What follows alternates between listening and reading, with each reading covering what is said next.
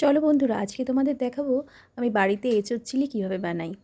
তো তার জন্য আমি এঁচোড়টাকে কেটে নিয়েছি ছোটো ছোটো করে, ডুমো ডুমো করে।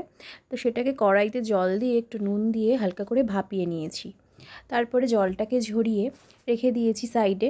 আর একটা পাত্রে নিয়ে নিয়েছি ময়দা, কর্নফ্লাওয়ার, পরিমাণ মতো লবণ, আর একটু কালারের জন্য কালার লঙ্কা আর গোলমরিচের গুঁড়ো দিয়ে একটা ঠিক ব্যাটার বানিয়ে নিয়েছিলাম।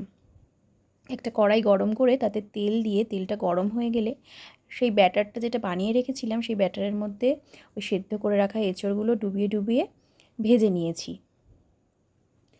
ভেজে ওগুলো সাইডে রেখে দিয়েছিলাম।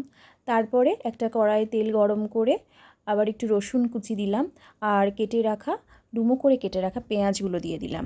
দিয়ে দিয়েছিলাম কাঁচা লঙ্কা আর পরিমাণ মতো লবণ আর গোলমরিচের গুঁড়ো।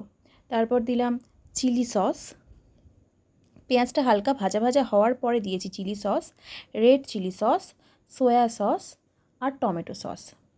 সব কিছু দিয়ে ভালো করে মিশিয়ে নিয়ে যেভাবে আমরা চিলি চিকেন বানাই আর কি সেইভাবেই তারপরে ভাজা এঁচড়গুলো দিয়ে দিলাম। দিয়ে গ্রেভির জন্য একটু কর্নফ্লাওয়ার গুঁড়োর জল দিয়ে দিলাম। দিয়ে ভালো করে মিশিয়ে ওপর থেকে পেঁয়াজ পাতা ছড়িয়ে দিয়ে দিলাম। রেডি হয়ে গেল ইয়ামি ইয়ামি চিলি এঁচড় বা এঁচড় চিলি। ওকে, টাটা।